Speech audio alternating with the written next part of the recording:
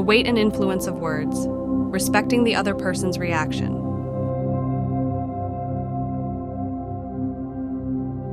This series of stories explores themes such as honesty, justice, patience, and the impact of words.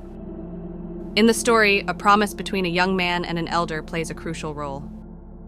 The elder's breaking of the promise causes a matter of trust, which is ultimately resolved through the young man's creative and courageous actions. The story also portrays the conflict between justice and injustice. The young man faces injustice and strives to reveal the truth. Overall, this story provides deep insights into human behavior and ethics, and teaches us the importance of honesty, justice, patience, and the choice of words. These themes have been recognized as universal values from ancient times to the present and continue to influence many people. This happened when the Buddha was staying at Jetavana Monastery. In this monastery, there were 6 misbehaving monks called the Group of Six, who were shunned by their fellow monks. They would find slight physical faults in the practicing monks, maliciously spread them around, and enjoy speaking ill of others. Those who were slandered were hurt. When they suddenly remembered it during sutra recitations or meditation, their hearts were disturbed by frustration and regret, and they were in no state to practice. However, they had pride in being practicing monks. How shameful it is to have one's mind disturbed by mere slander. Rather than blaming the other party, they blamed their own weakness of mind.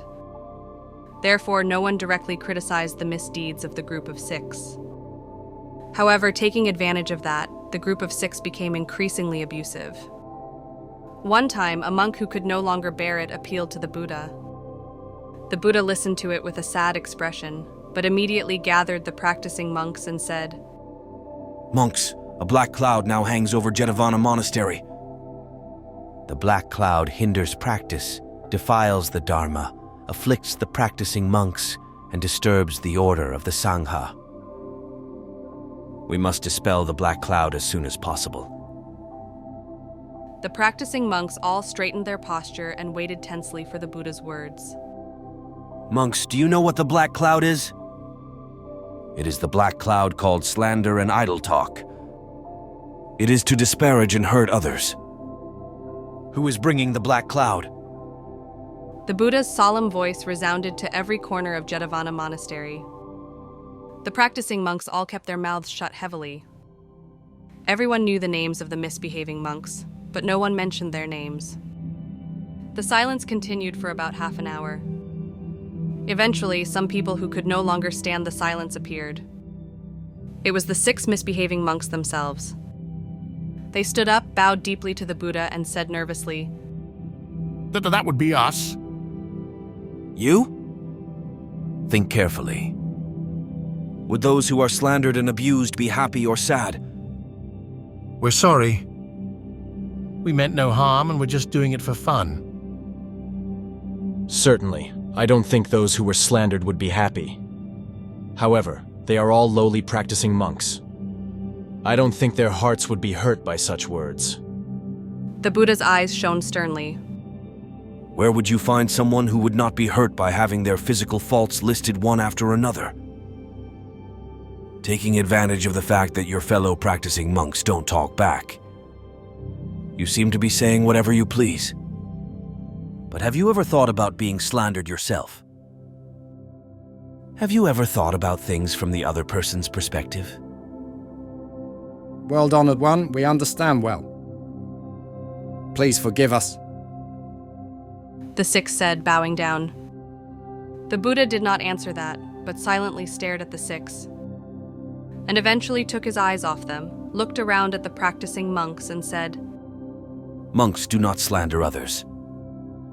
Do not speak ill of others or utter idle words. Know that those who violate this will be guilty of the Sangha." The practicing monks nodded deeply at the Buddha's words, and all bowed their heads and pressed their palms together in unison. After a while, the Buddha began the following story, as if gazing into the distance. Long ago, in a certain village, an elder couple lived in harmony. Eventually, a baby girl was born to them. She was a cute child with well-defined features, and they raised her carefully as if she were a treasure. Time passed, and the child grew into a beautiful daughter. The hard-working elder worked diligently in the fields from early morning to late at night for his beloved wife and daughter. The elder's greatest pleasure was to come home and see his daughter's face, which alone blew away the fatigue of the day. One time, when the elder was out in the fields plowing alone, a young man carrying a mountain of hay passed by. He came under a large tree that made a cool shade, put down his load, and sat at the base of the tree to rest. The young man saw the elder plowing the large field alone and called out to him. You're working hard. But why are you doing such hard field work yourself? You should leave such things to the young people and relax at home. When the elder heard this, he paused and said, No, I have neither brothers nor sons. I have no choice but to work like this. If I were to relax at home, I'd be eating for nothing. That's too bad. All right, I'll take over for a bit. You can rest here in the meantime. The young man borrowed a hoe from the elder and began diligently plowing the field.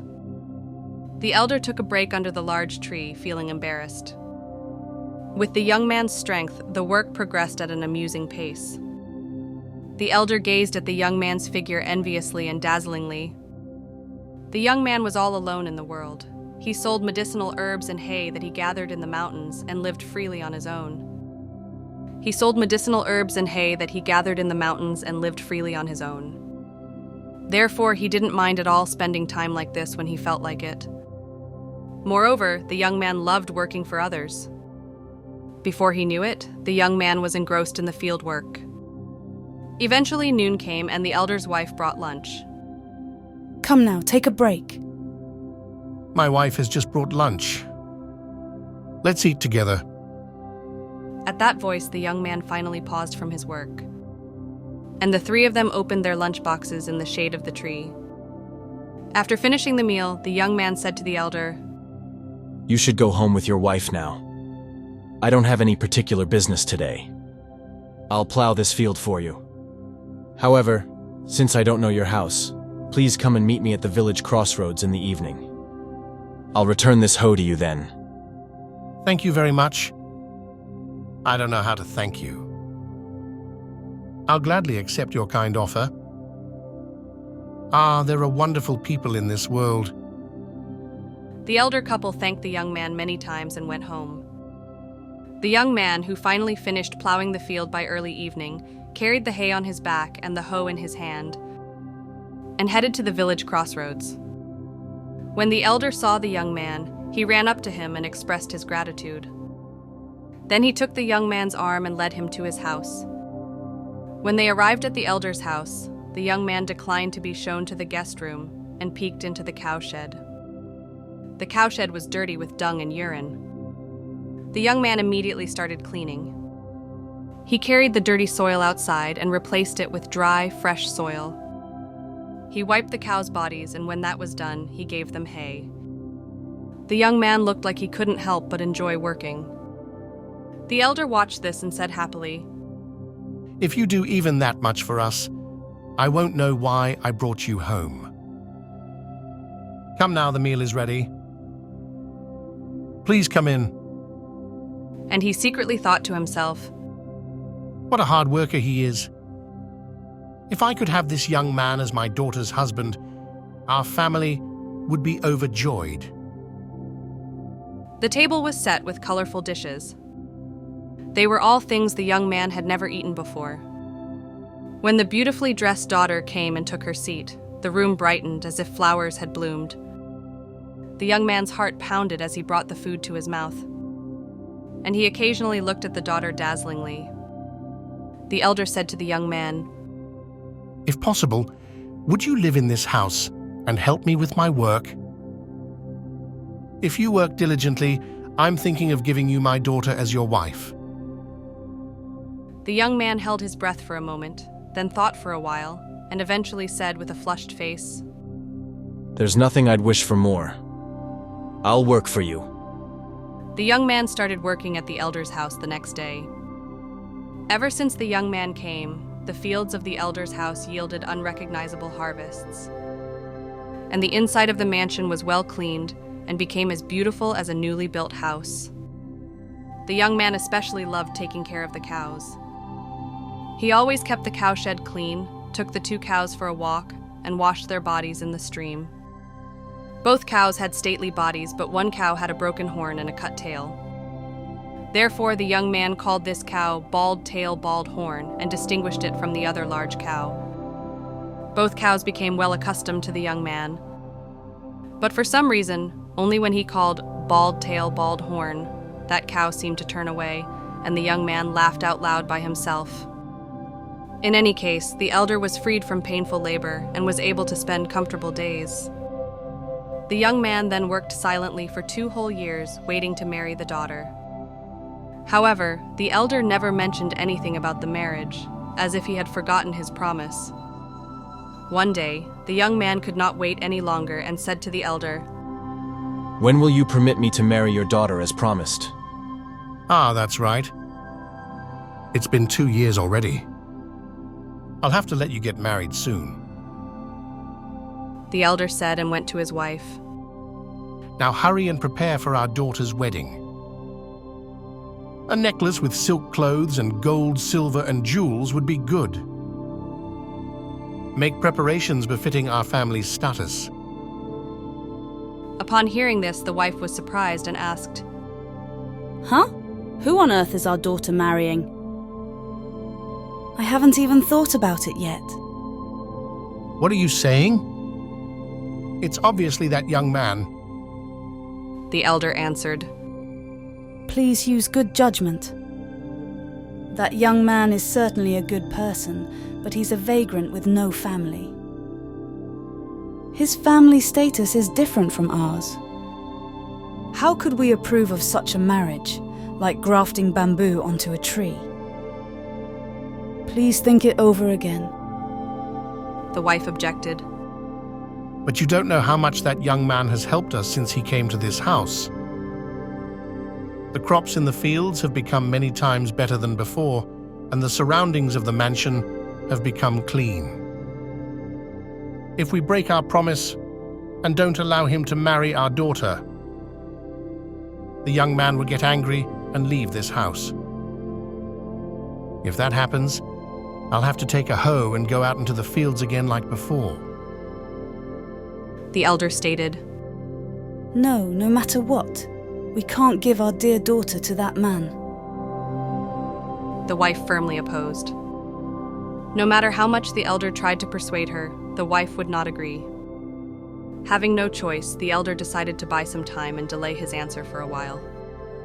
The wedding preparations are also a lot of work, so wait a little longer. He said that to the young man and got his understanding, but half a year passed in the blink of an eye. The young man could not wait any longer and pressed the elder. Then the elder frowned and said, I know. However, I have hundreds of relatives, and it would be a huge expense if they all gathered to eat and drink. Please wait until this autumn's harvest season. However, even after the autumn harvest season passed, the elder did not keep his promise. Please let me get married soon. I'm sorry, but wait until the sugar harvest. I want to use plenty of sugar for the feast. However, even after the sugar harvest was over, the elder couple did not even show signs of preparing for the wedding. When the young man pressed them, they said to wait until the new rice was harvested. And when that passed, they said until the new spring, postponing the promise one after another. The young man finally realized that he was being deceived. The elder couple never intended to give me their daughter in the first place. And yet they sweet-talked me into it and just made me work. What a despicable act. I'll have the villagers hear about this and petition the king to order them to keep their promise no matter what. When the young man revealed the truth to the villagers, they fully sympathized with him and stormed into the elder's house. Why don't you let the young man marry your daughter when you promised him? Then the elder said to the villagers, That man is nothing more than a servant in my house, so why should I have to give him my daughter in marriage? I never made any such promise.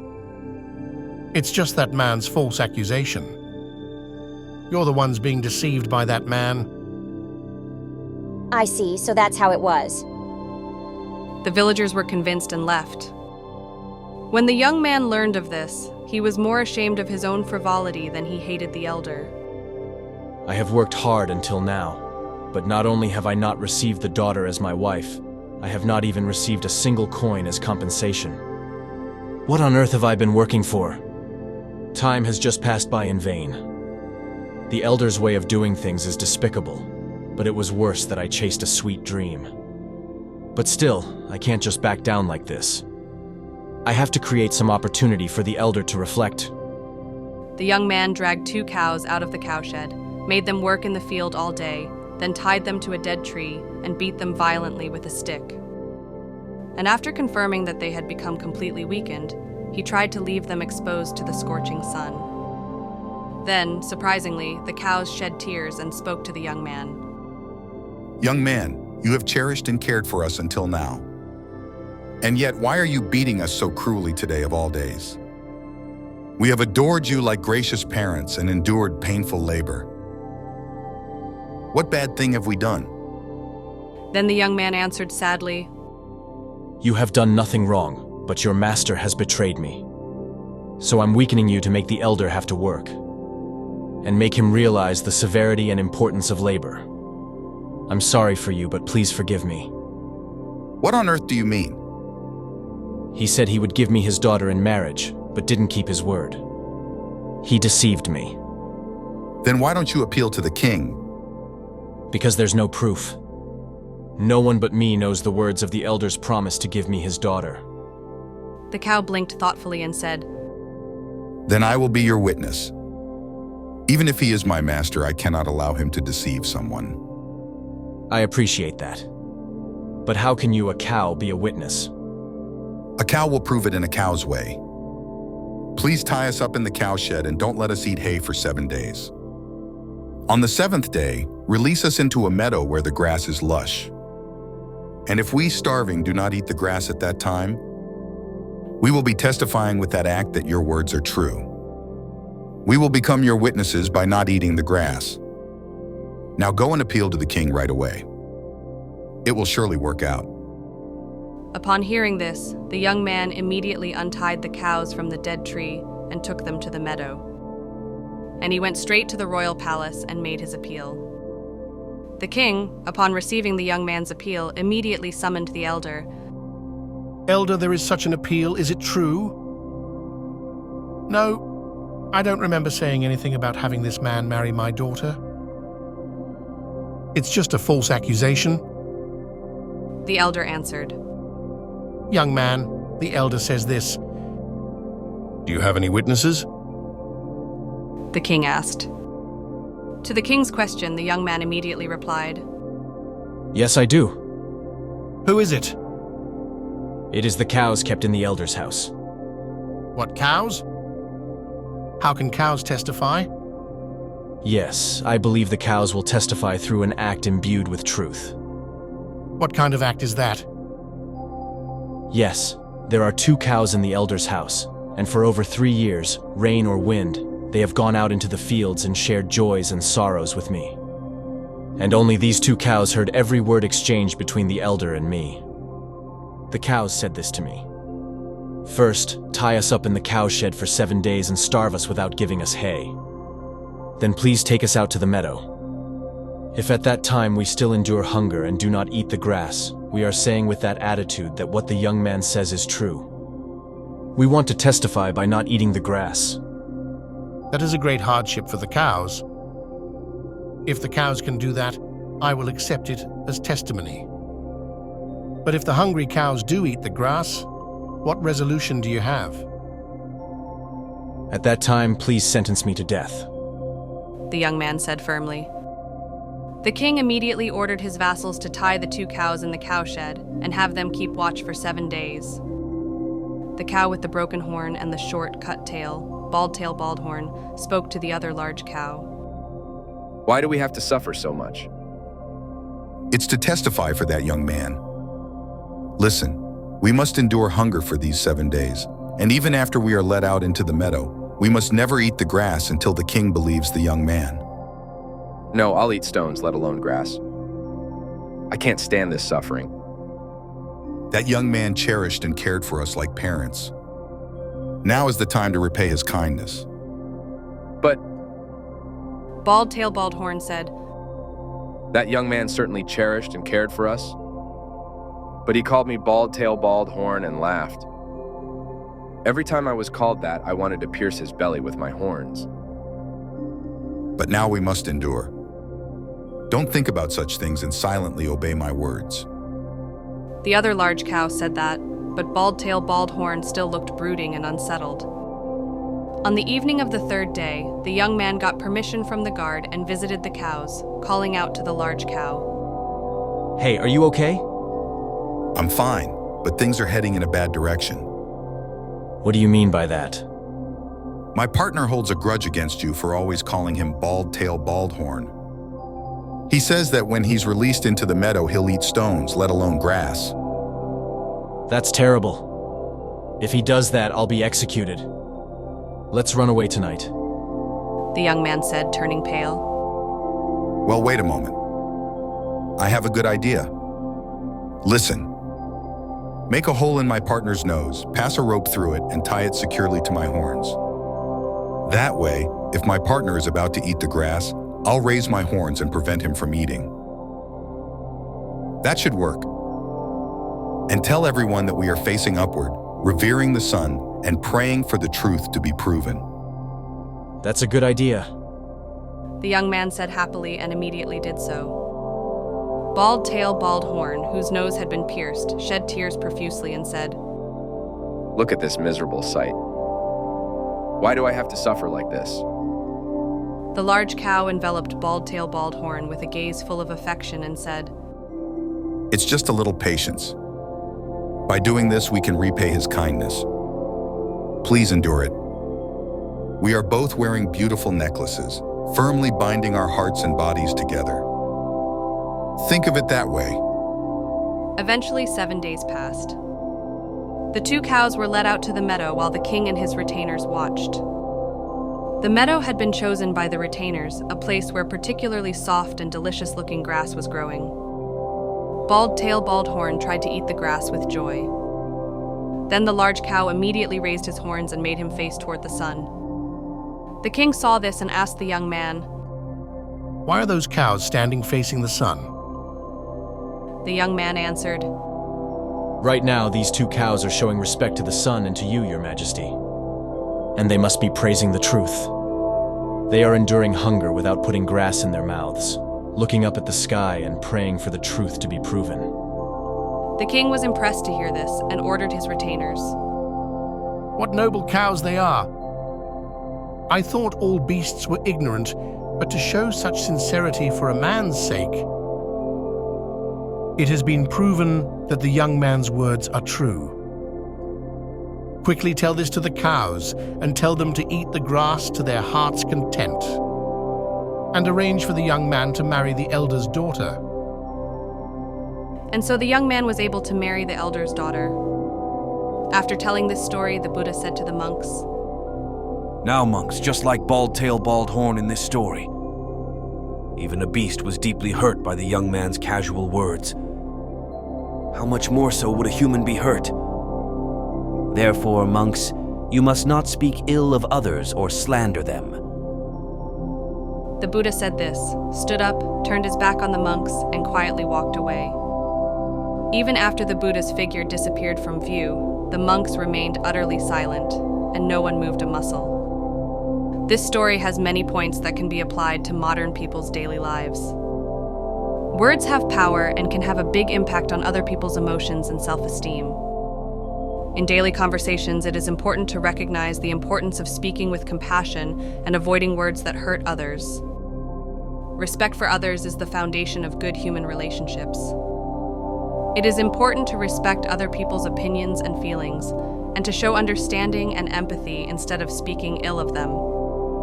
If you do happen to speak ill of someone, admit your mistake and apologize as soon as possible to repair the relationship. A frank and sincere apology is the first step in healing the wounds caused by words. Reflect on and understand the reason why you spoke ill of someone. Was it because you couldn't control your emotions, or was it due to stress? It is important to find the reasons behind your actions. For example, consider what impact the words you spoke had on the other person, and try to understand their feelings by putting yourself in their shoes. Then, propose concrete measures for improvement and countermeasures to avoid repeating the same thing in the future, with the aim of repairing the relationship. If the other person is feeling anger or disappointment, respect their reaction and take time to repair the relationship without rushing. Regretting having spoken ill of someone is a natural reaction, but see it as an opportunity for growth, and take it as a step toward repairing the relationship and building better human relationships. Now, this story had many important lessons besides speaking ill of others. The main points are as follows. The first is the importance of sincerity. This story emphasizes the importance of keeping promises and acting with sincerity.